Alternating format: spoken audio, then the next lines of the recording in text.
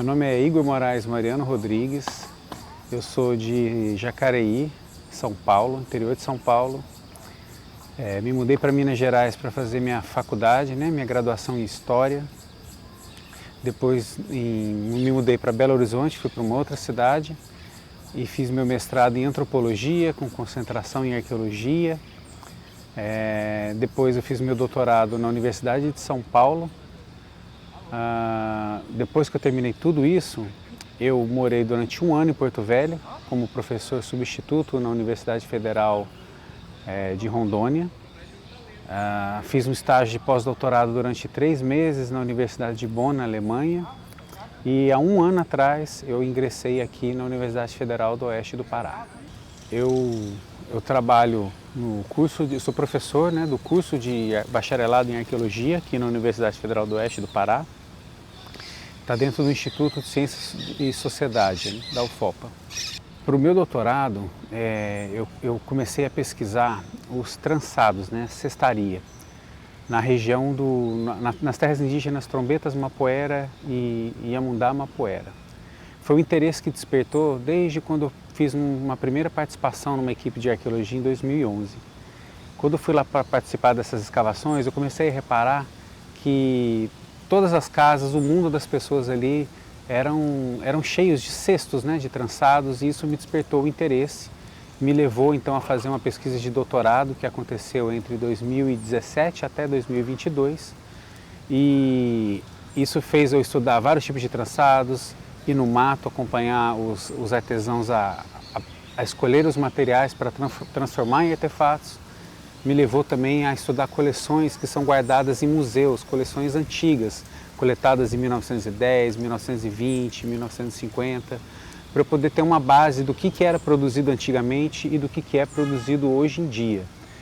E ao estar em contato com então essas coleções e também com os trabalhos das pessoas, eu comecei a perceber então que boa parte a vida material ela é formada por uma série de materiais feitos de origem orgânica, que costumam apodrecer ao longo dos anos. O trabalho que eu fiz é o que a gente chama de etnoarqueologia, que é um trabalho que a gente faz pesquisas etnográficas com questões arqueológicas.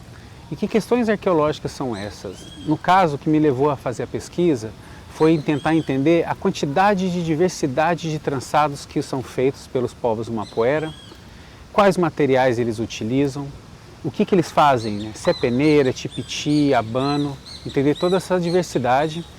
E como método, então, como caminho da pesquisa, eu fui nos museus para ver quais são esses objetos que estavam guardados, para ver a antiguidade deles, ver se esses objetos mudaram ou não mudaram o modo de produção até os dias de hoje. Então eu analisei materiais de vários anos antigos e também acompanhei a produção atual para eu entender as mudanças e continuidades das formas de fazer os objetos. A arqueologia, a gente pode traduzir ela de forma bem rápida como um estudo das coisas antigas. Isso pode ser algo bem antigo, muito antigo mesmo, desde o primórdio da ocupação das Américas pelos primeiros indígenas, até um passado que às vezes não é tão antigo, um passado recente, que é o que a gente costuma chamar. No meu caso, eu acabei fazendo no meu doutorado um estudo que vai de 1900 até 2022, por exemplo, estudando todas as mudanças e continuidades dos materiais trançados, dos objetos trançados pelos povos Mapoera. Essa linha de trabalho de etnoarqueologia sobre esses tipos de materiais também pode ser conhecido também como um estudo sobre o que a gente chama de tecnologias perecíveis, que de forma geral a gente pode traduzir como as relações que os humanos, as relações técnicas que os humanos estabelecem com materiais de origem orgânica, seja vegetal, seja de origem animal, que dificilmente encontra enterrado na terra, que geralmente os trabalhos arqueológicos eles costumam escavar e encontrar coisas que ficaram debaixo do solo. Mas trançados, materiais de pena, por exemplo, dificilmente se preservam. Eles precisam de lugares muito específicos para se preservar. Por outro lado, se a gente estuda o presente ou se estuda coleções de objetos guardados em museus, a gente consegue acessar esses tipos de materiais e faz uma análise dessas mudanças históricas sobre as relações técnicas das pessoas com os materiais para produzir trançados e vários outros objetos.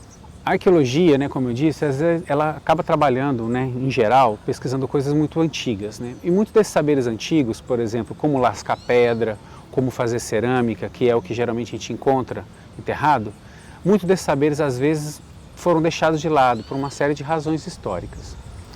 Estudar os materiais perecíveis me fez enxergar que, embora eles sejam difíceis de serem encontrados em sítios arqueológicos, eles continuam na vida das pessoas, né? Então eles têm uma importância de se continuar fazendo.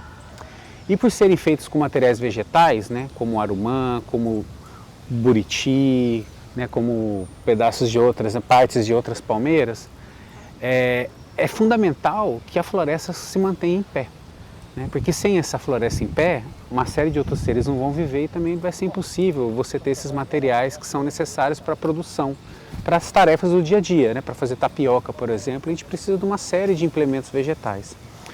E ao estudar isso, então eu pude perceber que a antiguidade desses objetos, né, possivelmente é grande, ela continua, porque ela é fundamental para a reprodução da vida social dessas pessoas, ela é fundamental também para a manutenção das florestas em pé, né? Eu acho que as tecnologias perecíveis, de certa forma, toda essa relação que os humanos têm com materiais vegetais, pressupõe uma boa relação com a floresta, para que todo mundo possa viver bem, porque um, no final das contas, acaba dependendo do outro. E uma parte também que foi legal dessa pesquisa foi que eu também não tinha muita noção do que estava dentro dos museus e as pessoas do Mapuera também não tinham noção.